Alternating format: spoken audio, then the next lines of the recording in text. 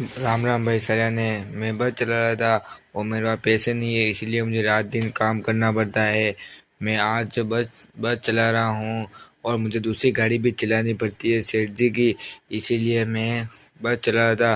दिन की दोपहर 1-2 बजे मुझे सेठ जी के घर पर जाना है और मुझे फिर मैं ये गाड़ी छोड़ कर सेठ जी के घर पर चला जाता हूँ और मालकिन को कहता हूँ मैं अब अपने खेत पर थोड़ी देर के लिए टैंकर को खड़ा करके और उसकी देख के आता हूँ कि कैसा है खेत।